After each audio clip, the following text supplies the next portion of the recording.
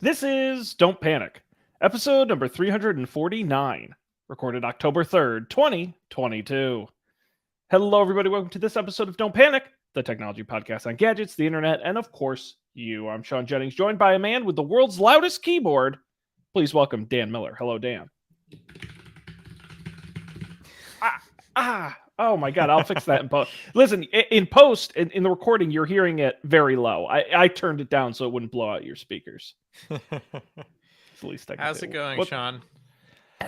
Oh, Dan, it is going. We're now in October. That's if you true. can We are believe it. now in October. Oh my God. You Great enjoying month. the Christmas decorations up at your local drugstore and everything? I hadn't even gotten through I haven't even pulled out my fall decorations yet. I'm so far behind. Yeah. Well, Not it's even weird funny. here. We're having, I don't know if this happens every year. We're having second summer right now. We had about a week of fall, and now we're back into 75 to 80 degree territory every day. So it does not feel like fall here. The No, leaves we somehow got are still falling off the tree. no foliage is starting. We got those 60-degree day, 40-degree nights. It's prime fall here in New England. I miss it. I like a beautiful. nice 65. 65 to 70. That's perfect, man. It's light jacket weather. Yes. And here's the thing. I don't know if this is true in Massachusetts, but in New York City, light jacket weather lasted for about 1 to 3 weeks on, spring and and fall. You went from 95 and then you had a 1 to 3 week like ramp down to 55. And it's like, well, 55, it's not quite light jacket weather anymore. And similarly in the spring, it's like, oh, it's April, it's April, May, like late April, early May. Wow, let's bring out those light jackets. And then Memorial Day hits and bam, 85 degrees.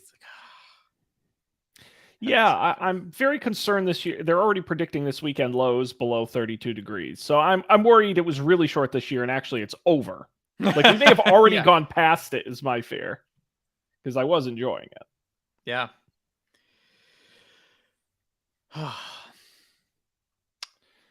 Well, I was gonna mention. Listen, I have to do this stupid bit at the beginning of every month. I'm sorry. October is National Bullying Prevention Month.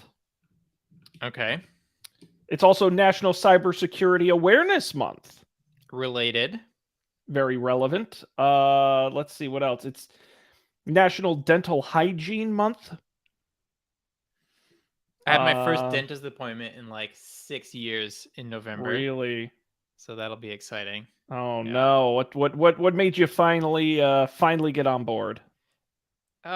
Just like I've been putting off a bunch of things over COVID, and then a couple months ago, I was like, okay, I'm gonna stop putting all of this off because either COVID is as good as it's going to be, or it's never gonna get any better. And so I might as well just go to the doctors now. What's the phrase? The cure is worse than the sickness or something like that. So I booked everything. And the dentist was the most booked out place. Yeah. It was like, all right, we'll see you in 6 months. Like, what? Yeah, especially if you're seeing a good one. Yeah, shouldn't more people be going to like their primary care physician and then the dentist? I don't know. No, I once went 7 years without seeing a dentist, and then I've been good ever since. But, it's hard. You got to find the right person. It's a very personal experience when they're all up in your mouth. Yeah. What else? Any other fun well, it's National Pizza Month. There we go. Pretty cool. I live across the street from a pizza place, which is not bad. It is definitely better than San Francisco pizza. But I've finally got to experience the downside of living next to a food place that I always imagined, which was smelling the food all the time. It is a bummer. Not so much in the winter. It's a pizza place, you said? That's the smell? Place. Yeah. And it's especially fragrant. Pizza. I don't know what it is about pizza that makes it so fragrant.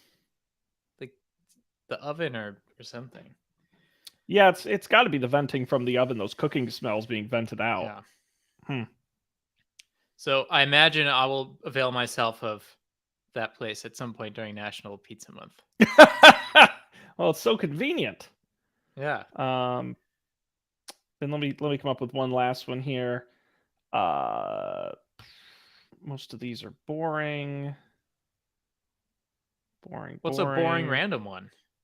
Well, like Fire Prevention Week, October 9th through the 15th. Here's a question. I've got a thing on that. So do you remember this rule? I mentioned it to someone that we went to school with a couple of weeks ago, and they didn't remember. A rule at school that said that you needed any furniture that you put in your dorm room needed to be California fire code compliant, despite the fact that we went to school in New York. Yes and no. No, I don't remember anyone specifically telling me that. Yes, that makes sense because California tends to set standards for the nation, like in car emissions and in other things. That's why all our food stuff has California Prop 45 warnings about carcinogens. So it makes sense in this case, but no, I don't remember anyone specifically saying that. We were told to get rid of our giant beanbag chair for that reason. Maybe you never saw the beanbag chair. You've probably seen similar ones. It was truly massive. They seem flammable. Probably. But they're like, yeah, like you can't have this. And it's like, well, where else is it gonna go? It's here now. I'm not gonna drive it, to Connecticut and back. And so we were like, well, if you want to take it, you can have it. And then the RA never took it, and so it just remained there. But it was apparently not California Fire Code compliant. I had no idea.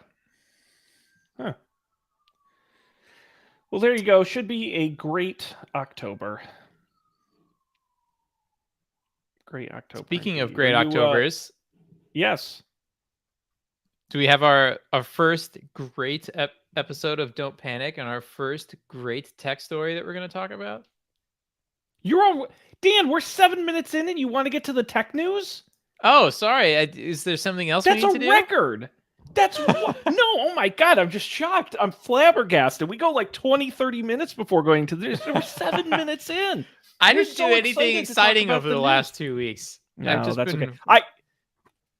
Well, you're in luck. Okay. I prepared a quiz/challenge for tonight. Oh. So I don't know if that's good or bad. Okay. It's good. It's definitely good. It's content. So there's that. So I don't know if you know of Morning Consult. They're a big surveying company. They do like political polls and they do all kinds of surveying and stuff like that. That's all they do. No. And I read an article today. They recently did a survey of Gen Z adults, which if you're not familiar with Gen Z, that's 18 to 25 years old. Sort of the generation after us. And they looked at Gen Z's favorite brands, their most popular brands. And they determined that by the share of Gen Z adults who have either a somewhat or very favorable opinion of each brand. I'll give away the most favored brand was YouTube with an 86% favorability. Number 2, Google. Number 3, Netflix. So I created a quiz where I'm going to give you, how many do I have written here? I have 8 brands written here. Half of which are, well, I shouldn't say how many, but a number of which are in the top 20 and a number of which I made up. I mean, they're real brands, but they're not in the top 20.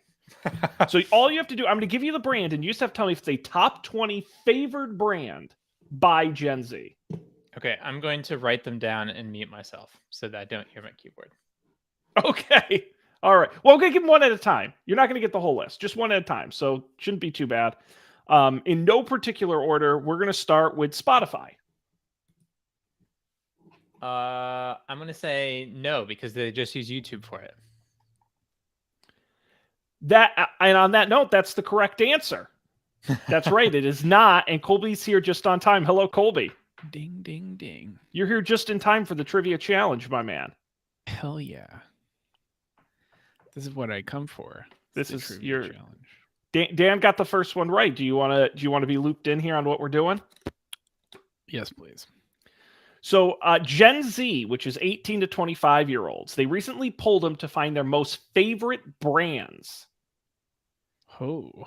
And so I am going to name a bunch of them. Some are in the top 20, and some I made up and are not in the top 20. I mean, the real brands are just not in the top 20. The first one was Spotify. Dan said it wasn't in the top 20. He was correct. Nice. Okay. So let's go to the next one here. Apple. I'm going to say it is in the top 20 because they all have smartphones. I think so too. Very good. That was an easy one, but that ranks number 20 out of Wow. the 20 with a 76% Now, favorability is this like rating. technology brands or, would All Kellogg's brands on technically be up planet there? Earth. Okay. All brands. And you'll figure that out in some of these next examples. That's a lot of brands. Let's do Walmart. Where's my pen? Definitely not. Yeah, I would say no. Okay. Both you guys say no. Walmart is the number 6 most favored brand, 80% favorability. Wow. The kids love Walmart. I guess I just haven't. Maybe I was projecting a little. Like I don't even know. Like I don't know the last time I went to a Walmart. There's no Walmart. Walmart doesn't serve my my geography. I guess. Your millennial needs. Well, I will say We don't Target is serve right your behind it at kind number here. 7. Well, We're too old. no, but I mean, there's a Target in my neighborhood. There's not a Walmart in like any town. Well, how about this one? How about this next brand? The NFL.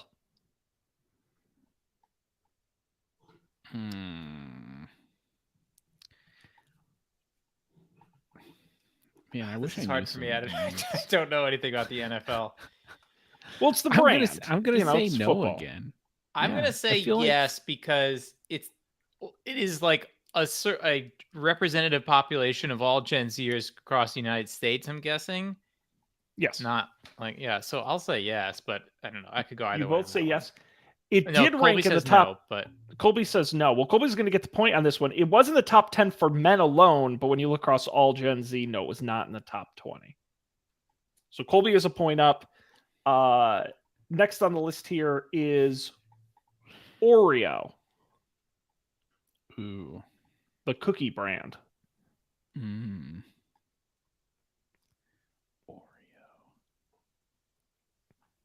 I think yes. yeah, I think yes. There's nothing offensive about Oreos. It's not very divisive, like along gender lines or political boundaries or anything. And I have Well, to they love it. imagine that of all the fast cookies, of all like the mass-produced cookies, it's the best one and the most widely available. Well, that's what I was gonna say. Based almost exclusively on our up for debate taste test, Oreos are good as hell. Mm-hmm. They are, and Gen Z agrees number 10 with a 78.5% favorability rating. So very good. You get points on that one. How about Disney?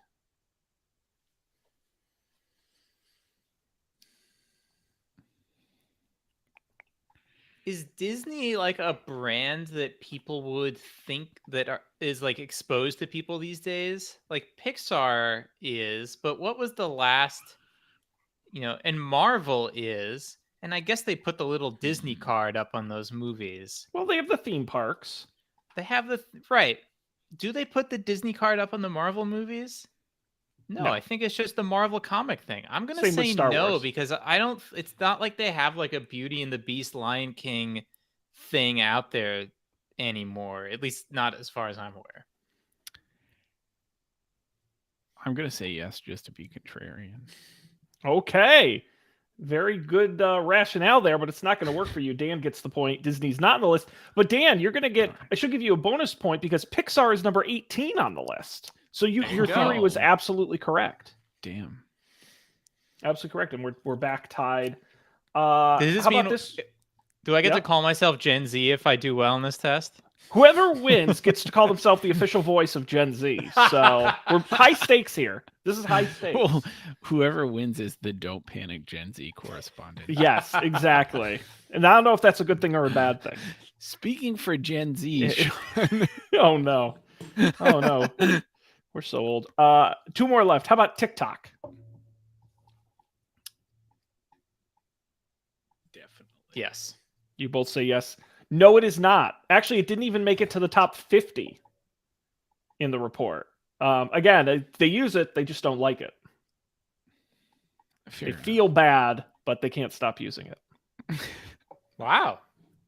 Yep. All right. Interesting our that they final don't feel one that here. way about YouTube then. Yes, it is, isn't it? Yeah. It is. Because YouTube is all right, becoming more and more like TikTok in the way Yes, that I YouTube seems agree. to want you to consume it.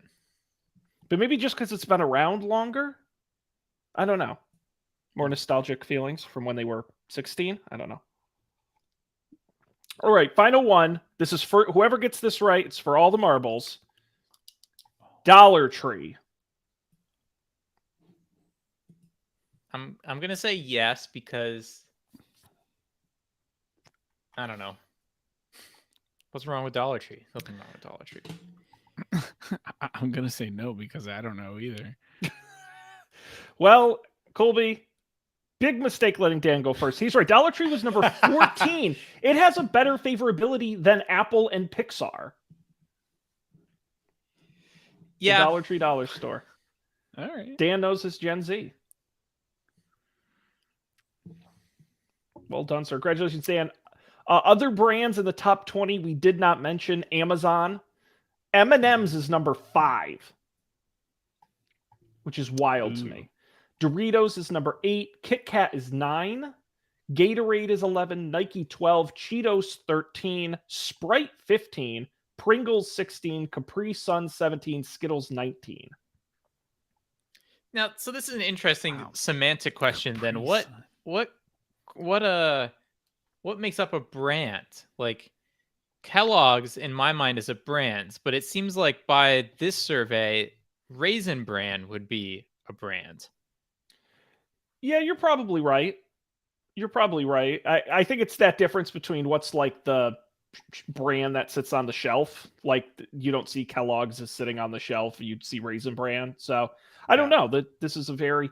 If you want to download the full report, they like charge you. So I can only Because see the. I note that the top is like mostly consists of things you can eat, Mhm.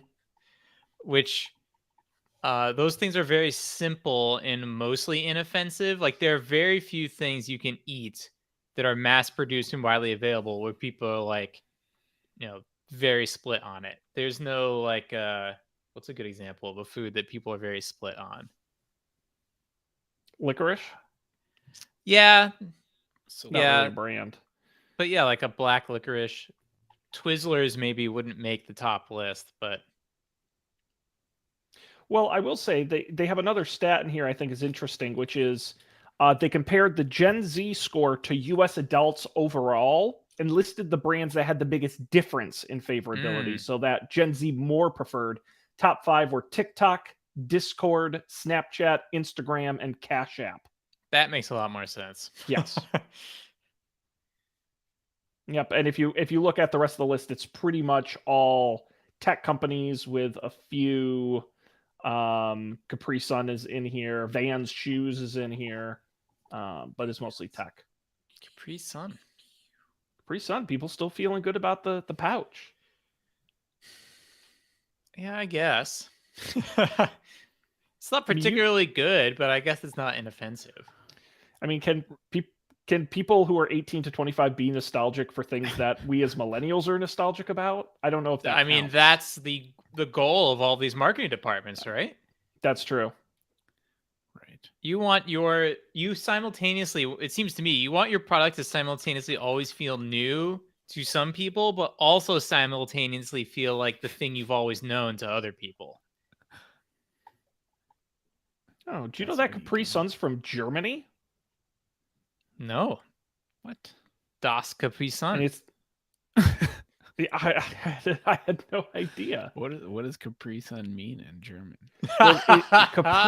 Well, actually, it is named after the Italian island of Capri. Oh, Even more bizarre. wow. I thought it was just like meaningless.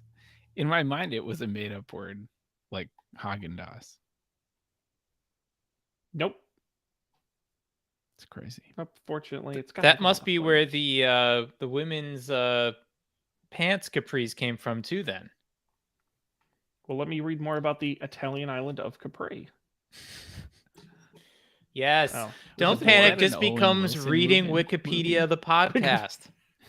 Hey, excuse me. That's what Up for Debate does. That's Oh. don't get off our turf. Yeah. Anyway, there you go. Congratulations. You sort of passed the Gen Z brand quiz. Well done. Well done.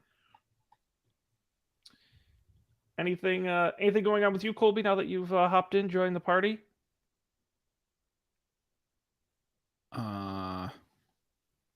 No, I got my laptop to connect via Ethernet tonight by restarting it, as you do, as 90% of technology problems go. So I should be coming to you in full fidelity. Yeah, you Also, don't look too bad. Something I'm mad about, Comcast has been terrible recently. And then in the mail, the snail mail, I got a flyer from Verizon that said, like, available now in your area, at home, whatever, like over the 5G, like at home internet. Mm. And I went and I looked at the map. I was like, well, we're in the like ultra wideband like coverage area. I'm gonna give this a try. It's like $30 a month or something. And so I go to the Verizon website. I go to the website that was on the flyer that they mailed to me. I put in my address and everything. And it's like, okay, we'll let you know when it's available. Like what the hell? That's not what I wanted. I was trying to give you money. I got those letters all the time when I lived in New York, and I determined that they mean it's possible that the people receiving this flyer could have the service that we're describing here. Like, we're sending it to this entire zip code. Yes. 60, 70% of which might be covered. Yeah. Right. So sorry. The beauty of direct mail advertising, you only have to hit 1% to make your money back. So, I'm sorry to hear that. Yeah, so I'm still waiting for my email. Oops. I'm waiting for my email from Verizon to confirm if that's available. Have you looked at T-Mobile's? No. I got an email from them about it. I do have T-Mobile's cell phone. Maybe it's worth a try. Yeah. But I feel like, does T-Mobile have the like super fast one? Well, they don't have the ultra wideband. They got the regular, but they say they get decent speeds. I'm not sure. Yeah. I just don't know if it'd be decent enough. I mean, what kind of speed are you getting now on the Comcast? Oh, it's fine when it works. I get like 800 or something down when it works. And the requisite like 10 up max ever. It's just been very like flaky lately. My router sends me a notification every time it disconnects, so I know.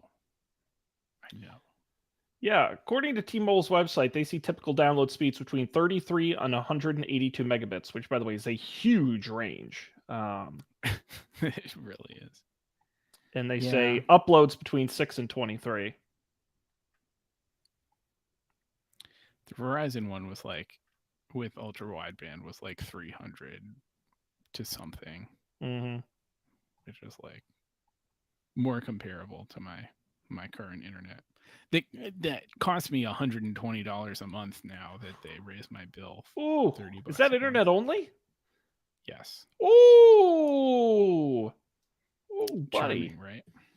Buddy, that's wild. What am I gonna do? Switch to the other internet provider? Yeah, I know. They got you. They got you by the cojones. Not great. I just saw my cable bill. I just paid all my bills, and my cable bill went up $5 from last month to this month, and I just didn't have it in my heart to like look at the statement and see what stupid new fee they're charging me. Like I'm just gonna let him get away with it. I can't anymore. I just can't. How much is a cable bill, like with TV? Yeah, so I have like 200 or 300 megabits plus a decent cable package, and I'm paying $195. But I was going to switch us onto like YouTube TV or something, but that's, again, you know how much the internet costs. If I take the cable out, it's kind of a break even. So I could have saved like maybe $20 a month, but then lost some of the nice convenience of cable. Have you ever noticed, do you have Comcast or something else? Comcast, yeah. Have you ever tried to look at the pricing pages on the Comcast website when you're connected to the Comcast? Like when it's you're wild. You can't see the prices. There's prices. Did I tell you when I went into the Comcast store? Have you ever been to like an Xfinity store? No. Recently? Actually, I don't think they're so. surprisingly nice. Like I was kind of a little bit impressed. So I had my cable box was malfunctioning. And the people were like, just take it to the store and they'll literally just hand you a new one and you can walk out with it. Okay. So I go. The lady was incredibly nice and well-informed and actually helpful. And not only did they swap on my box, she goes, all right, and let's, if you have a minute, let's just do a quick review of your bill. And she types in, oh, I see here in 2 months, your promotional rate runs out. It's going to go up to X amount of dollars. Let me see what I can do. Well, looks here and she was like explaining options to me to lower my bill. I was like, what alternate universe am I in? Of course, they also wanted me to sign like a 2-year commitment. And I'm like, fuck that. I'm not doing that. But she genuinely tried and was like, well, let me see what else. Oh, well, do you need this? Or what about this? And it was a genuinely good experience, which was shocking for Comcast. That's wild. Now, the cable box they gave me didn't work, so I had to go back and make another trip. But other than that, it was flawless. Was the second time just as good, or? Honestly, actually, yes. They were like, yeah, no problem. Of course, they have like literally, I kid you not, like a giant bin of like prepped cable boxes. They just hand out like candy. So like, oh yeah, here, just take another one. Like, okay, sure, buddy, that's fine. I had to drive all the way back home. So Awesome. Cable. It was good. It was good. Well, listen, Colby, I got to tell you, you missed what may be a record. 7 minutes in, Dan was ready to talk about the tech news. 7 minutes? I'm sorry I interrupted it. Yeah. No, well, I made him do the quiz because I thought we weren't ready yet. Like, literally, I was still prepping, like, the back end to get ready for the big news. And now 20 minutes later. 30 minutes. Yeah, now we're 27 minutes in. And now we can talk about the tech news. Guys, we got a little bit of a mini rundown here. Anything in there you wish to discuss? We've got Amazon's hardware announcement. We got Google Stadia shutting down. Some other fun stories. Anything in particular? I think the Stadia one's the big one. Let's do it. We've certainly talked about it here on the show before. Google Stadia, Google's cloud gaming service. You pay one price and you play games on all sorts of devices without needing the power to do so. Well, it's been around since 2019, so it's only a couple years old. They just announced it will be coming to an end January 18th, 2023. It will be shutting down. So on the tech Twitter, there's lots of consternation about this, mostly because I don't know why, right? Because like Google products get shut down all the time, and that's annoying. But I think people on tech Twitter are anxious because they're like, oh, this is going to happen to Google Cloud someday. And I think people are right that there probably is someone at Google who has a spreadsheet who's like, look how much money we could save if we just shut down Google Cloud. I'm sure it's just costing them money overall. But they haven't done that yet. So, but the point stands that it does feel risky to depend on Google things. But the thing I found most interesting about people talking about it online was all the theories about why this is the case. Why does Google shut things down so much? And a plausible explanation I heard is like the whole way everyone at Google is constantly fiending to get promoted. And the only way to get promoted is to show impact. And the easiest way to show impact is to launch something new. And then like the second easiest way to show impact is to save a shitload of money. It's just to shut something down. Yeah. So it's just this like constant churn of like new things, and then someone coming in like, "Oh, here's a spreadsheet. Look how much money you could save if we just didn't do this," and then down it goes. Yeah, that's a fascinating theory. It doesn't surprise me. I mean, what's interesting to me is that this is a time when everybody else is plowing into cloud gaming. Xbox, Nvidia, PlayStation, Amazon, companies are getting into hardware, Steam Deck, Logitech has a handheld. Netflix is getting into gaming, which is wild. It's interesting to me. Is it a lack of consumer interest issue, or like you said, is this a Google issue? Is this it wasn't marketed enough, or there weren't enough resources on it, or what? Did Google bungle it, or was the market just not interested? Yeah, it strikes me that the other people who've been doing this for longer or have gotten into it recently, it's not a you pay your X dollars a month and you get access to only this. It's the bundle style thing where it's part of this overall gaming package that PlayStation or Xbox is going to offer you. I guess Nvidia is the exception. Nvidia, the only thing they'll sell you on a monthly subscription is their cloud gaming thing. But they've also been in it the longest, I think. Yeah. So maybe it makes more sense for them. They also can buy the video cards at cost, so maybe that saves them some money. Well, it's just one of those things where it's like, and we've seen this happen over and over and over again in technology where, and I continue to believe that there is no middle ground in the gaming market. Either you're iPhone casual gamer or you're Xbox or PlayStation gamer. And I get that there is like the sort of Steam Deck kind of like streaming at the high end, but I think where Stadia was, and some other failed services have been, I mean, PlayStation sort of shut theirs down. They pivoted a bit. Is I just don't think that medium of a guy like me who like I may want to play a couple games, so I'll go on the browser instead of buying an Xbox. I don't know if that market actually exists. Nobody's convinced me of that. I think the only exception to what you just said is Nintendo. Like I think a lot of people, mostly younger people, like kids, their only, at least 10 years ago, their only console was a 3DS, and I think the same is true of the Switch now. And then you get other people who buy a Switch because they want Animal Crossing or Wii Fit or whatever. But otherwise, yeah. But again, I think people don't want to play high-end games on their phone. I think they want dedicated devices. I think if there was a really good streaming app on your iPhone and you could hook a Bluetooth controller up to it, I don't know if that's what people want. I also think high-end games are just kind of hard. Like, it's a thing you have to know how to do. It's like not fun until you know how to do it. And like once you know how to do it, you can mostly play all the games. But like if like it's a thing, I don't know, I learned to do in like high school and college. Right, when I had a bunch of free time. But if a lot of practice. Right. A modest amount of practice, and like obviously like I'm not even that good at games. Like people who like learned when they were actual children are genuinely good at games.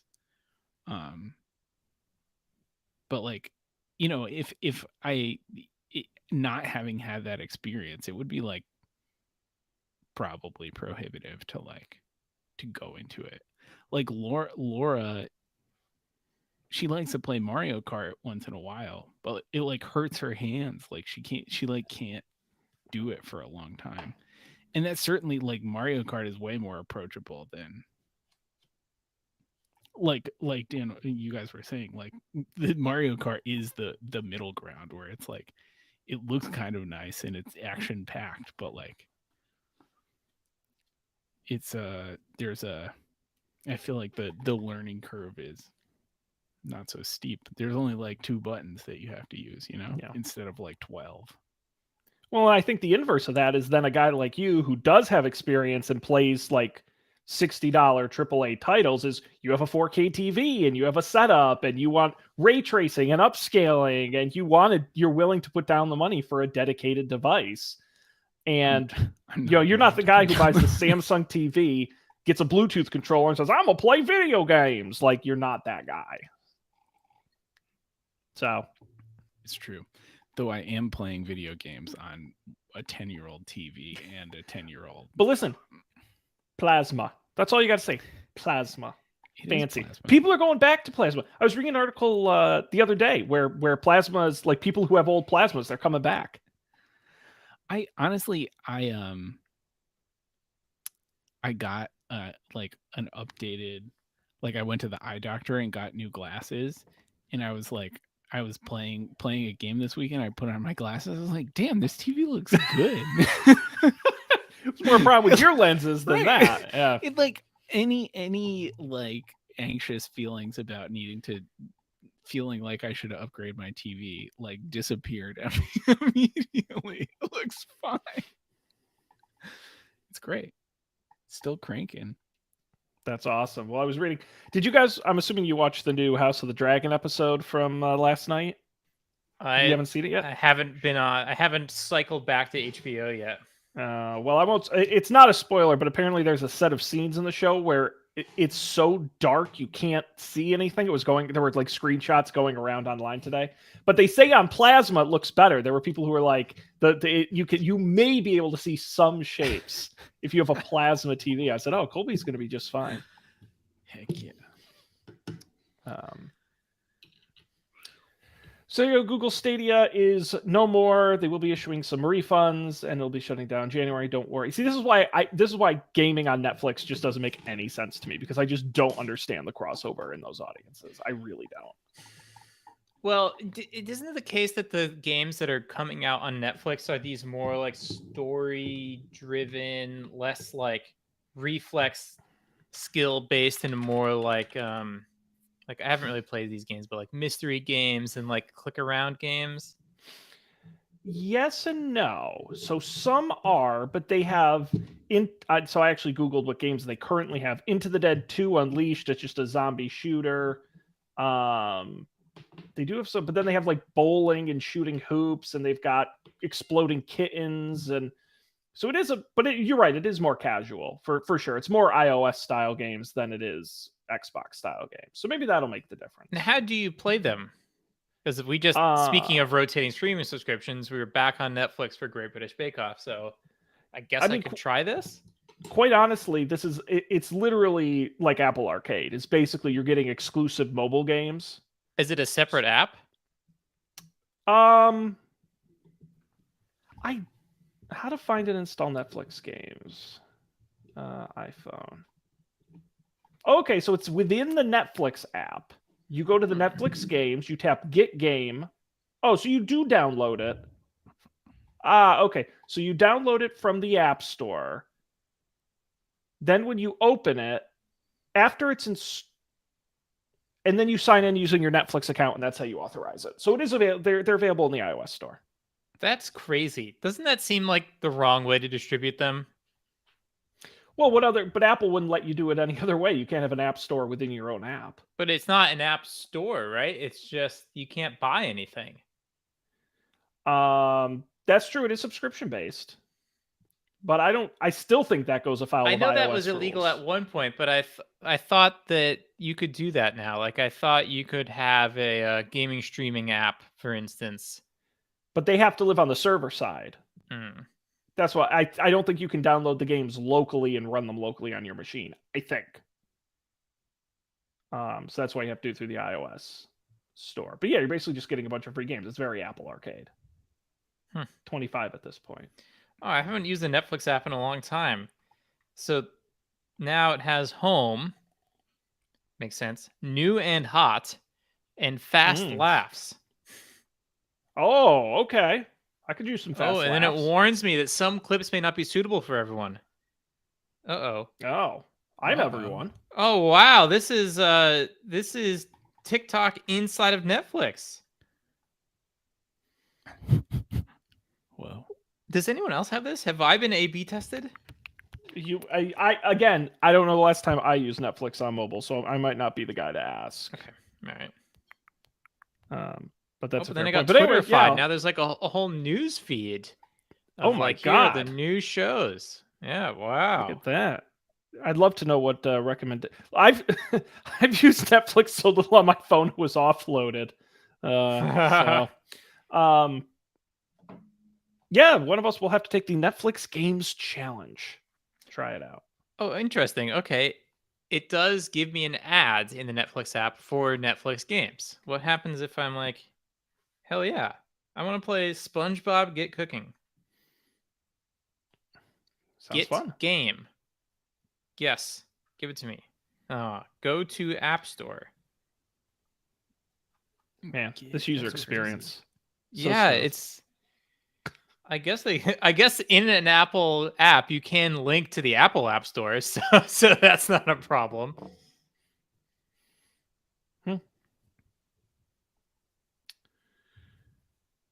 Very cool. All right. Well, why don't we? While Dan's figuring out how to play games in the Netflix app, why don't we pivot over to another news story? Anything else in here you guys feel like chatting about?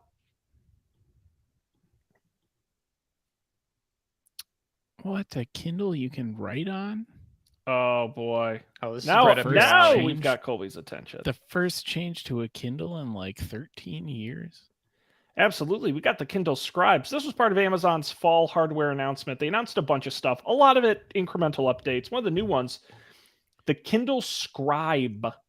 Yes, finally a new Kindle 10.2-inch e-ink screen with a stylus that allows you to write on it. They say it's the first 300 ppi front lit display that has an adjustable warm light. Let's see, you can buy it with one of two stylus options, a basic pen or a premium pen for $30 more. That also includes a customizable shortcut button and an eraser sensor on the top. It's got new note-taking abilities built right in, so you can tap on a passage in a book and scribble a note. They're stored with your Kindle collection. It also supports PDF markup and can display saved web pages and other file formats. Amazon even partnered with Microsoft to put a button into Word that'll let you export a document right to your Kindle. It will, I'm just trying to think what else. It's got 12 weeks of battery life based on half an hour of reading a day, but just 3 weeks based on half an hour of writing each day. And then it will be available for $339.99. Looks like a cool device. I'm impressed. The software doesn't impress me. Because it sounds like it's really just for like noting on things that already exist rather than just like free handwriting, and it doesn't really say where your notes are synced to. Right. Oh, they become like Kindle highlights, I think it said. So you couldn't just use this to like take notes in a meeting or something like that. Like it really is No. designed to write on documents. Yes. Weird. So I downloaded the SpongeBob Get Cooking app. Okay. And I opened it up, and it was like, it looked exactly like the Netflix app. It was like, are you Daniel, Lena, or, kids profile or whatever? So I didn't know you could do that. Like, I didn't know that you could be signed in. You could sign in on one app and persist that in any way to any other app. But it does say Yes, in the you App can. Store that it's like published by Netflix. So maybe if you're like the same developer account or something, I have no Google's idea. apps do that. If you sign in with one Google app, it'll automatically sign you into the others. Oh, okay, interesting. So yeah, there must be some facility for that. So it's not as bad as I thought. Now, how many Krabby Patties did you cook?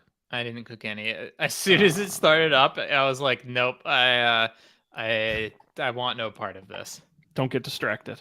Yeah. We're doing important work here. Yeah, so I think, Colby, you have the Remarkable. I think that's probably a better option. What does a Remarkable cost these days? $279. That was all. Damn.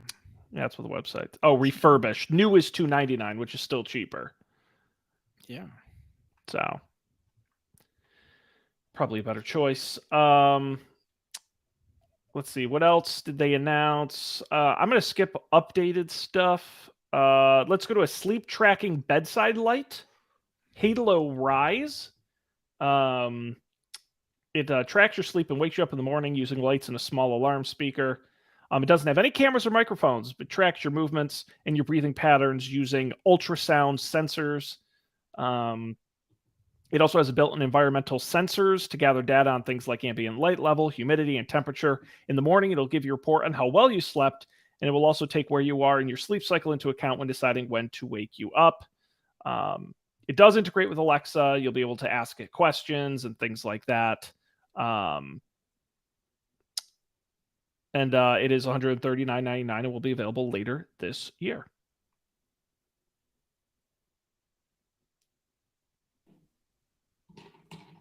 Crazy. How does the sleep tracking orb track your sleep? So it's not new technology, but it uses ultrasound waves that we talked about this on the show like a year or two ago, where if I understand, it's kind of like sonar where it like pings across, it shoots out and pings across the room constantly. And by doing that, it can get a sense of the room. And if you're moving, like in your sleeping or in your breathing, Wow. Apparently this is Google was working on the same technology as well. Ultrasonic motion detection is one thing that they use for some Alexa features, some routines, knowing if the room is occupied or not. Oh, wow. Wait a second. I don't know why my neurons just kicked at all these things. We're not going to talk about Elon Musk crazy robot. Oh my God. Oh my God. I try to avoid those stories. You mean, so how long ago was the Asimo robot invented? I mean, 2003? 2000.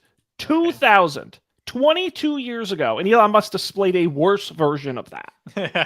So no, I'm not impressed. No, yeah, I'm not impressed either. But it did get me again, because like one of the things they talked about, which I think is a good idea, is like, oh, what if you could have a robot that doesn't cost that much money that can do things? It's like, yes, great. Okay, sounds good. But of course, the problem is like it's very difficult to make a robot that walks around on two legs that doesn't cost a lot of money, because that's really, really hard.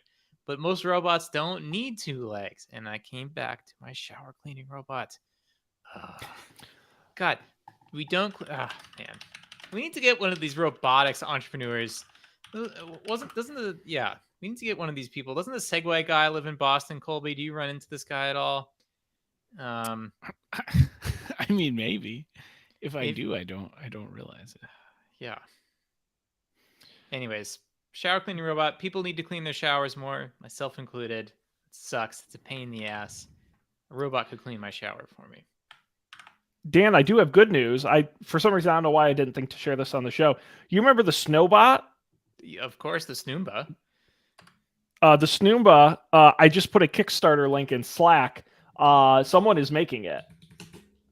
It's called the Yarbo, which is a very bad name. But it is a robot that has interchangeable parts that will remove snow, that will mow your lawn, and that will blow leaves. Let's see. And it's raised $2.6 million on Kickstarter. Wow. Okay. Well, they have a video of something actually doing this, supposedly. Now, the early bird special, the cheapest you can get, and I'm sure some are still available. You can get your own Yarbo. Does this? Okay, that only comes. Okay, with the just the snowblower attachment, $3,000. So it says their goal is $50,000, and if that was made up only of orders of these $3,000 things, that would only be 16 of these, and there's no way that's their actual goal, which is so stupid. For right around $4,000, you can get all three attachments. I mean, might as well. I mean, it's only 25% more. It's got proprietary fusion technology. Like fusion reaction? No, I think they call it that because it merges RTK GPS, computer vision, and a myriad of other sensors including Wow. magnetic field and odometer sensors and intelligent algorithms to How achieve crazy- centimeter grade positioning.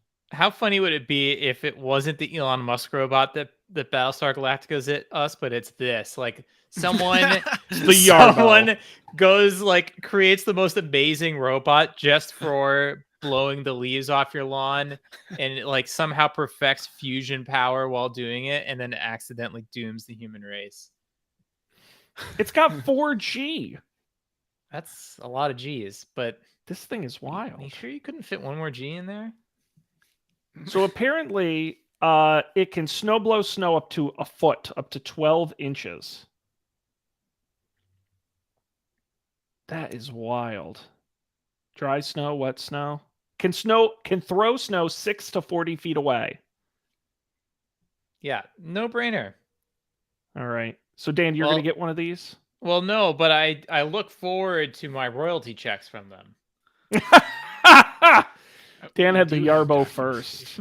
Yeah, because Oh my I God, think you can- living here, A, we don't have a driveway or a yard, and B, even if we did, it snows like once a year, maybe twice, and it melts in 2 days, so everyone just waits. And I don't know if people mow their lawns in the wintertime. I'm guessing the grass doesn't grow in the winter. Am I crazy? Yeah. If it gets cold enough. Yeah. So I think sadly I'm out of the market for a Snoomba. But No. if I could, yeah. Now can it do sidewalks? Can the Snoomba do the Snoomba? And Dan, they hit their stretch goal. So now you can upgrade and get a video game controller that you can use to control it around your yard. Like a literal Chase your dog joystick around? controller. Yeah. This is wild. They've been working on this since. So they said they had the idea in 2017. Does that beat us? Listening to a podcast that they found on YouTube. Well, it says snowblower robot, Snowbot idea. Okay. Suspicious. Well, we'll see them in the Oh my God. Delaware State Court.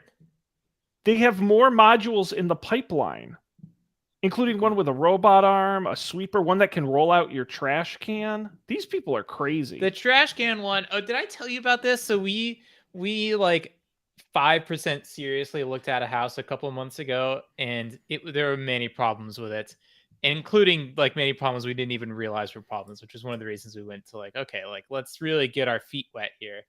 And it was sort of up on a hill, and the driveway went up the hill, and the house was on top of the hill. And the real estate agent was like, yeah, you know what? I would probably get an ATV and just drive the trash down to the street every week. And we were like, that's insane. Like, no, like it was just walk it down. It goes down full, which is much easier, and it comes up empty. It's not that big of a deal. But I guess for that type of person, they could really use a robot that would ferry the trash down for them. It's perfect. This looks kind of cool. I sort of want one. If this were real, I would, and I had a yard, I would totally get one. A lot of ifs. Yeah, assuming it exists. Yeah. That's a big one. That's I'll wild. drop a couple $100 on a Kickstarter I find really cool. Sight unseen. But not thousands of dollars. Yeah, there's a lot of room for. Again, this is not. You don't want to mess with spinning blades. In an unproven robot. But that's the Yarbo. Check it out. All right. I think it's about time. Based on the clock, we got to move on. Good discussion, I guess. Maybe I'll make Yarbo my pick. We got to do picks. Part of the show where each of us bring something we want to share. I see Dan's got one. Is this a Netflix game here? No. But actually, the SpongeBob game did remind me of it. Nice. Am I Tell going us first? more. Yeah. Yes. So this is called Played Up. The elevator pitch is it's hard overcooked. So if you like Overcooked and you feel like you've mastered it, you should try Plate Up. Now, what makes it harder? One, in addition to cooking the food and cleaning the dishes, you are now also responsible for bussing the food and the tables afterwards. So there's like more jobs to be done. Two, if each person has a timer, and if you don't get them your food in time, game over. If someone waits to get into your restaurant for too long, game over. But the other cool thing is you get to design your restaurant and build on it each day. So you can choose where the stove is and where the counters are and where the sink is. And then you can buy additional sinks with the money you made the previous day and build on it. But once it's game over, it's game over. You start all over again from nothing. So it's one of those games. And the end game situation is eventually it's just humanly impossible to keep up with the volume. So you have to basically automate your restaurant, which you can do. So you can get conveyor belts and you can get like things that grab things out of the oven and put them on the conveyor belts and then lay out the tables such that the items come by and people, it's like a sushi restaurant and stuff. And then it becomes like a whole different game. We haven't really gotten to that point. But even without that, if you like Overcooked and you're seeking a more difficult co-op challenge, check out Plate Up. It's only on Steam on Windows, I think, but you can do local co-op and you can. The cool thing with Steam, at least on Windows, I haven't tried this on Mac, but you plug in like a PlayStation 4 or 5 or Switch controller into your computer and start up Steam. It just does everything for you and hooks it all up. So it's pretty easy to use controllers with it. That is awesome. I am a grade A sucker for these kind of games. So I may actually try this one. Awesome. We could play online, Sean. Oh my God. We have to have a little And Colby, Plate Up. actually, we could have a Don't Panic Plate Up challenge. Tempting. It's not a bad idea. Tempting. Believe me, that's talking about video games I'm actually likely to play. That's a decent shot you got right there. Cool. Plate Up. Check it out on the Steam. I'm going to go next. Guys, I bought a new oven/stove because my old one was leaking gas, which is a problem, apparently.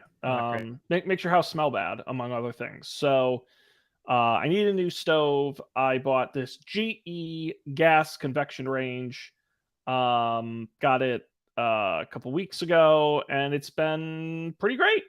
The burners are pretty powerful. It's got that center burner where you can have a grate or a griddle. The oven is great. It's got air fry built in, and it does an amazing job. Highly recommend the air fry feature. And my food, it's one of those things where now I have to like adjust all my cooking because like stuff cooks faster because it like actually works. And so even like boiling water happens faster, and I like don't have to cook everything on like 9 or 8. I can cook them on like a 5 or 4, how they're supposed to be cooked. So turns out it makes quite a difference. So I did a lot of research. I think the Wirecutter recommended something very similar. So GE gas oven if you need one. Not really an applicable pick to most people, but can you read the name of this oven in the voice of Jack Donaghy? I cannot do an Alec Baldwin impression. I can't, but it's a good one. It is a good name. I could just totally imagine this product being a 30 Rock joke. But Lemon, it's got no preheat to air fry. I can't even try, but yeah, it's we've invented the next thing after microwave ovens. We call them ovens. Exactly. And by the way, I didn't even get any of the ones with the bells and whistles. They do have some pretty crazy stuff on these ovens these days. Like what's an example? I knew you were gonna ask. Because like all of this is like totally new to me because living in apartments for the last 10 years, I just get the shittiest oven that they sold at the time that they built the apartment sometime in the last 30 to 10 years. So they do have them with built-in Wi-Fi. Uh-huh. I don't know what a smart oven does with Wi-Fi. I actually may have to Google that and find out while we're talking. But smart ranges, set up built-in Wi-Fi. What does this do? I don't know. It also has software updates that you can download that enable things like new air fry modes. Oh man. Whatever that means. Oh no. That's a strange one. They also, are you familiar with Sabbath mode? No. Is that like a Led Zeppelin thing or like No, it was, a religious thing? it's one of these things in life where you don't think about it until it confronts you in the face. Basically, it is for Jewish holidays, the Sabbath. There may be certain restrictions on certain activities that there's certain things you can and can't do using electronics and things like that. So what happens is you can turn on Sabbath mode. It means cooktop burners can still be operated, but sounds are disabled. Displays will not indicate temperature changes. Timers are disabled. Energy save is disabled. Certain keys are enabled, but all the rest are turned off. It allows you to use it during religious occasions. Wow. There we go. It forbids Jews from work that creates. Observant Jews interpret this to include various activities, including making a fire, preparing food, or even closing a switch or pressing a button. Interesting. We need to get an expert on, because how could you cook food then? That is very obviously work that creates. Or is it only work that is transforming then at that point? I think that's part of it. Because certain holidays you can adjust the heat, you just can't use a digital panel to do it. Right. So I don't know. This goes far beyond, but it was just in the manual, and I'm like, wow, that's. You know what I That's learned neat. just last week? Did you know that you can calibrate your oven? You probably know this. If sounds like you read the manual, Sean. If you have an oven where you've ever put like a thermometer in the oven and it says like the oven says 500 and the thermometer says 380, you can fix that. I had no idea. You can just calibrate your oven and then it'll just like keep the flame on longer in a given 60-second window. Yeah, they're putting. Mine has buttons for both roast and speed roast. Which, why wouldn't you just use speed? Like, who wants a slow roast? Like, I feel like it's a waste of a button. Well, a slow roast is a different thing. I guess, but it's weird that there are two buttons for that. So Yes. anyway, go buy the GE gas stove. It's got lots of buttons. Colby, what about your pick? I just like, mine's not a very good pick. I just like the changing the picture background on the iPhone now. I think it's great. I can't believe they didn't do that before. What pictures you got in there? Anything good? No, I just have it on the the one where it picks for you. Nice. Yeah, it's awesome. Excellent. Good pick. iOS 16? Get your upgrade today. Check that out. Stupid cat. Jesus. No personal space. Guys, I think that is kind of on the verge of wrap. Okay, well now he's choking me with the cord here, guy. Come on, what the hell are you doing? This is how it ends. The cat has decided that well, his claws are going into my shoulder. your so tyranny is over. What is wrong with you? Oh my god, he's just a gremlin. Guys, we got to start wrapping it up here. I will very quickly mention, by the time this episode's published, there'll be a new episode of Up for Debate out. This was purely my idea. You can tell by the topic. We watched and discussed music videos from movies. So songs that, like the Ghostbusters music video, like music videos from music from movies where they use the movie in the music video. I get it. It sounds stupid. It was a lot of fun. And songs you made. Did you know All Star, Smash Mouth's All Stars from a movie? What movie? Is it that like Superstar movie? I feel Well, like, no, you got to watch the episode to find out. It's no fun if I spoil it here. I'll tell you after we get off. But we listened to LL Cool J's song from Deep Blue Sea, which is very funny. Of course, Will Smith, Men in Black, Wild Wild West. It's some wild stuff. So it's a great episode. I recommend people check that out over at Up for Debate. Here is don'tpanic.io, our website. Check that out. The links to all our picks are there in case you want to buy a new oven. And of course, all the episodes. Of course, you can subscribe wherever you get podcasts. Just look for Don't Panic, the big red button. And you can get a hold of us at Don't Panic Show at gmail.com or at Don't Panic Show on Twitter. We're going to wrap it up here. On behalf of Colby and Dan, I'm Sean. Thanks for joining us. We're going to see you next time for another great episode of Don't Panic.